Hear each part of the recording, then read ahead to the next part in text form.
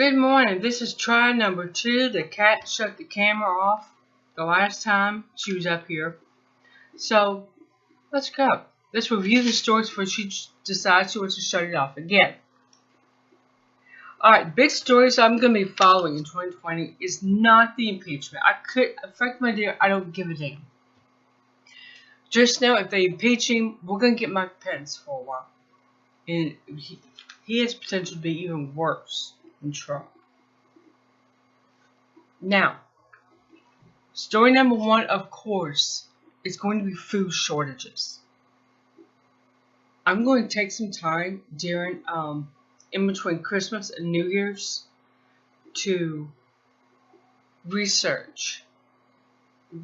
find resources on this, reliable resources, independent resources for it. I'm not going to rely on the government.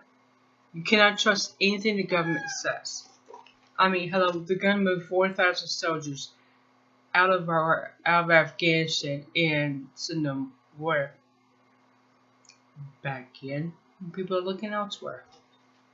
So, food shortages, our main story. Second main story is going to be Turkey. Situation with Turkey and the U.S. Remember, they're a NATO ally.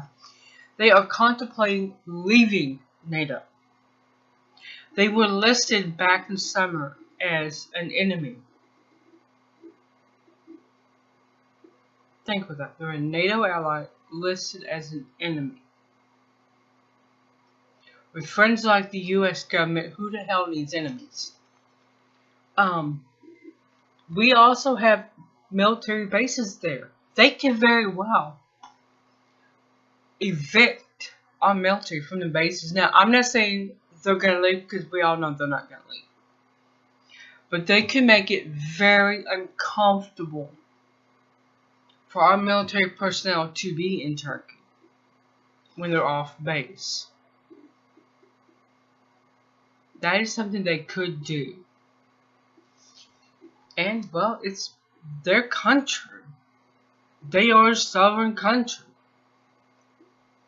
If they want to buy the S-400 from Russia, God bless them. You know, it's their money.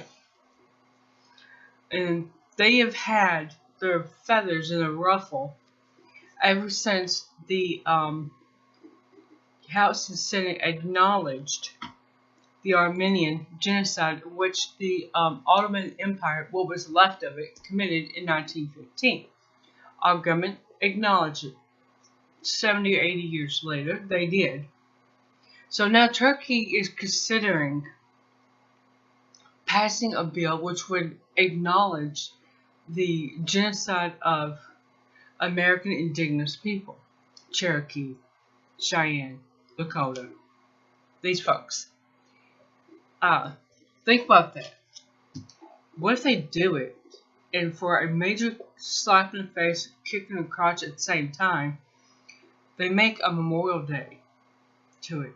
Let's say last Thursday of November. There you go.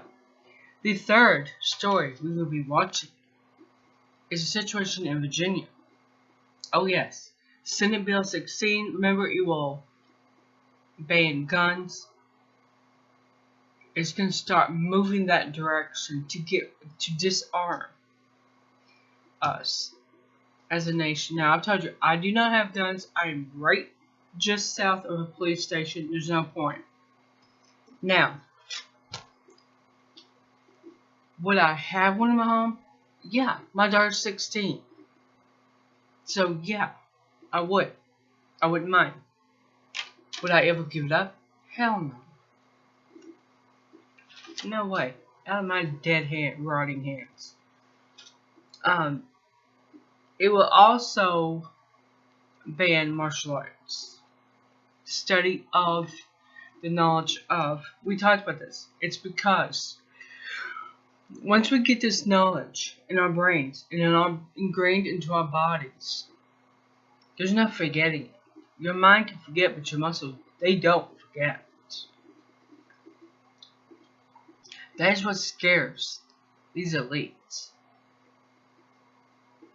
Now, as you know, there's been a major pushback there was a sheriff in one of the counties in Virginia that said he would deputize every armed citizen. The governor is considering calling National Guard in. Comes question now. Will the National Guard stand by their pledge to the Constitution, or will they go to these psycho-sociopaths? Of course, they gotta know that if they leave National Guard, they themselves will be disarmed. If they are not in law, go from National Guard to law enforcement, they will be disarmed. They better think about this one. The fourth story is, will National Guards turn on American citizens? I don't think they will. I don't know why. I don't. I think once they understand the bigger picture here, what this arming push is really about, I don't think they're going to. I mean, they might at first assist in enforcing this law, this illegal law, unconstitutional law. But once they realize what it's really about and they see UN vans rolling in and their fellow citizens being treated like garbage, they're not going to, I don't think they're going to stand by for much longer. Now, 5. Will other states push bills like SB 16 and or red flag laws? Red flag laws are just another way to get us disarmed. They're going into states that can't get a law like Senate Bill 16, Virginia, passed.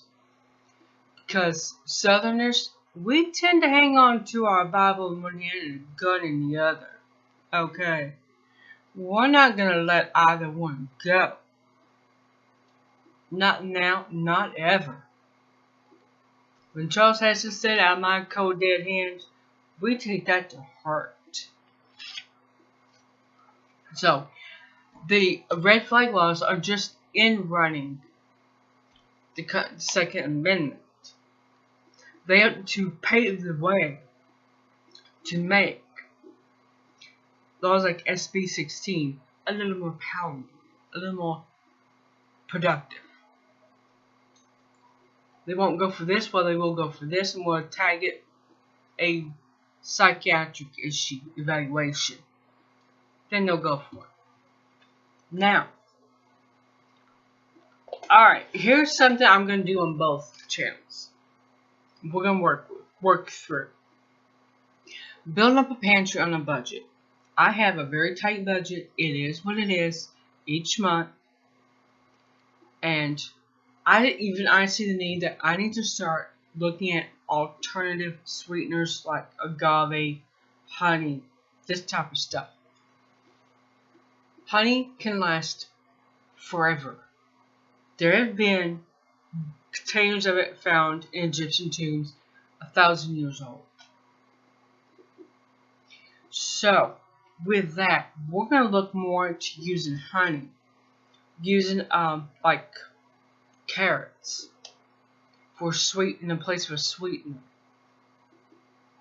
We're going to look at what was used during the Depression era to make cakes with and cookies with and this type of stuff.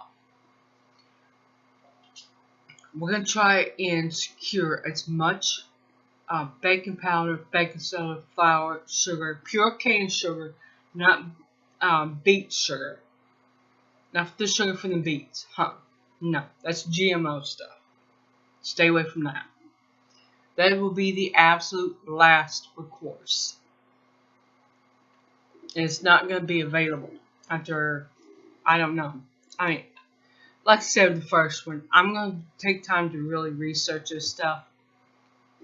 And we'll learn together. We'll build our pantries together. We'll do it in a budget-friendly manner. So, those are the stories we're going to watch for 2020. I will see you guys later. I got fudge to do. I got fudge to wrap up, secure, and get ready to store it. That video will be on Scratch Kitchen. As always, my subscribers from Anarchy Land are welcome to go to Scratch Kitchen, and my Scratch Kitchen subscribers are welcome to come over to Anarchy Land. I'll see you guys later.